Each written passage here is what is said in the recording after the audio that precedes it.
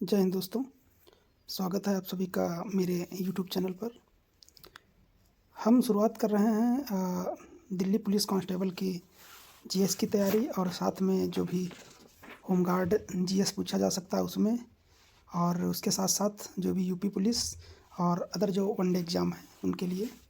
तो चलिए शुरुआत करते हैं। आज का पहला दिन है और पहला प्रश्न है और पहला ही दिन है, पहला ही प्रश्न है। तो आज शुरुआत करेंगे और इसे रेगुलर ऐसे ही पढ़ेंगे और प्रयास करेंगे कि जल्दी से जल्दी इन प्रश्नों को आप कम समय में या स्पीड बढ़ाकर देख सकते हैं और रिवीजन के तौर पर देखिएगा।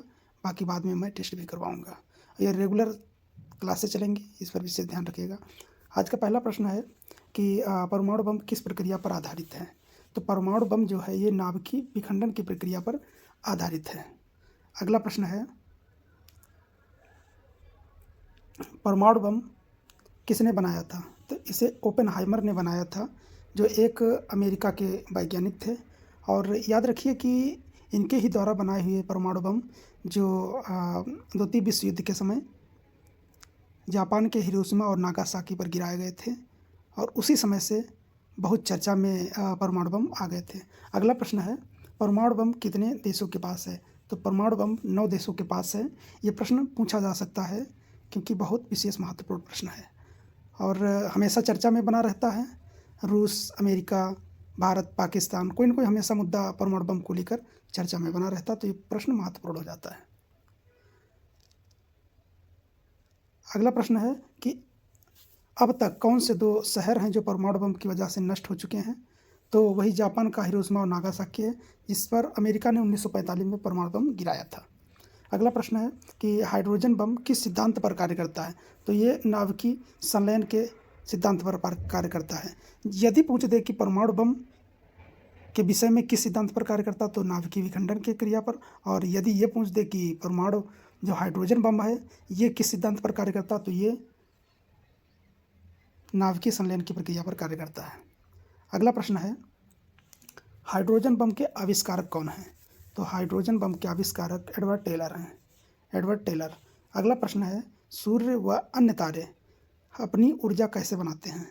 तो सूर्य या जो भी चमकीले तारे हैं वो अपनी ऊर्जा कैसे बनाते हैं, नाभिकीय संलयन के द्वारा। अगला प्रश्न है कि सूर्य में कौन सी 2 गैसें सबसे ज़्यादा पाई जाती हैं।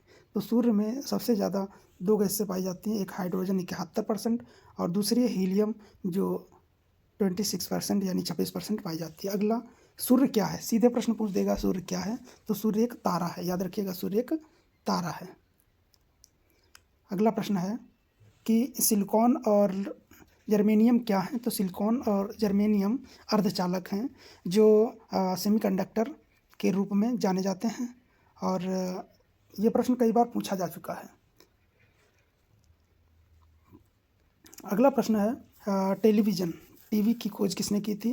तो याद रखिए टीवी की खोज जॉन एल्वेयर्ड ने की थी। ये पूछ सकता है टेलीविज़न की खोज किसने की थी, कई बार प्रश्न पूछा भी जा चुका है।